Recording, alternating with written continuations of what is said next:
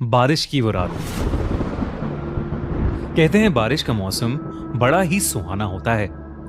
हर तरफ हरियाली और गीली मिट्टी की वो दिल को खुश कर देने वाली एक खुशबू। हर चीज की खूबसूरती मानो दोगुनी हो जाती है। आप कहीं भी जाओ, लगता है जैसे बारिश आपका पीछा ही कर रही हो। पर अगर आपका पीछा बारिश के अलावा कोई और भी कर रहा हो तो? ये कहानी 24 साल के वरुण की है।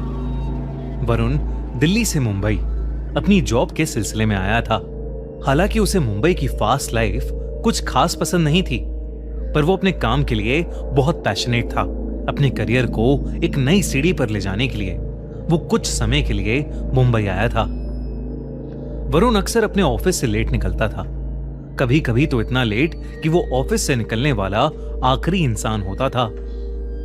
ऐसी ही एक रात वरुण को ऑफिस में बैठे बैठे रात के 11 बज गए थे। वो अपना सामान पैक करके बिल्डिंग से बाहर निकला तो उसने देखा कि बहुत ही घमासान बारिश हो रही है।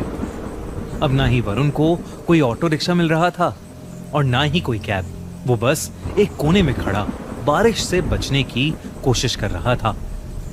तभी अचानक से वरुण के सर पर बूंदें पड़ना बंद हो गईं। उसने सर उठाकर देखा तो उसके सर पर एक छाता था और वो छाता लिए उसके साथ ही एक आदमी खड़ा हुआ था। वरुण ने मुस्कुराकर उस आदमी को थैंक यू कहा, पर उस आदमी ने कुछ जवाब नहीं दिया। वो बस चुपचाप खड़ा रहा। वरुण ने फिर से उस आदमी से बात करने की कोशिश की। वरुण ने कहा, आपका बहुत बहुत शुक्रिया, आपके जैसे लोग बहुत ही कम मिलते हैं। इस पर उस आदमी ने कुछ सेकंड्स बाद अपनी चुप्पी तोड़ी और कहा, मेरा क्या है, मैं तो एक फकीर हूं। कल किसी और को मिला था, आज तुम्हें मिला हूं और कल किसी और को मिलूंगा। वरुण को उस आदमी की बात थोड़ी अजीब लगी। उसे लगा कि शायद वो आदमी नशे में है। वरुण तुरंत उसके छाते से निकलकर रोड पर चलने लगा, इस उम्मीद में कि शायद आगे उसे ऑटो मिल जाएगा। पर बारिश थी कि रुकने का नाम ही नहीं ले रही थी। बारिश में चलते चलते वरुण के पैर जैसे ही जमीन पर पड़ रहे थे तो एक आवाज आ रही थी, छपा। पर कुछ दूर चलते ही वरुण ने नोटिस किया कि वो आवाज अब 2 बार आने लगी थी। मतलब उसके कदमों की आवाज के अलावा एक और कदमों की आवाज, मानो कोई उसके पीछे पीछे ही चल रहा हो। वरुण ने मुड़कर पीछे देखा तो उसके पीछे कोई भी नहीं था। वरुण के लिए ये पूरा शहर ही नया था। उसे रास्तों का इतना अंदाजा नहीं था, पर क्योंकि उसका घर ऑफिस के पास ही था तो वो जैसे तैसे पैदल ही अपने घर पहुंच गया। उस रात वरुण का रूममेट भी फ्लैट पर नहीं था।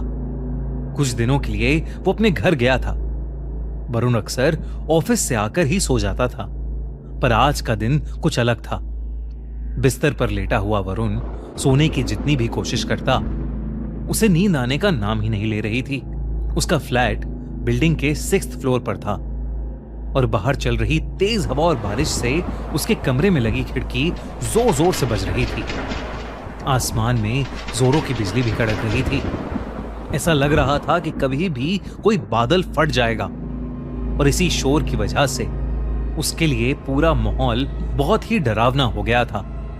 वरुण की सोने की नाकाम कोशिशों के बाद वो किचन से पानी लेने के लिए उठा, पर जैसे ही वरुण ने अपने पैर कमरे के फर्श पर रखे वो चौंक गया, क्योंकि वरुण के कमरे का फर्श गीला था। उसने उठकर ध्यान से देखा तो उसे पता चला कि कमरे की खिड़की थोड़ी खुली होने की वजह से पानी कमरे के अंदर आ गया था।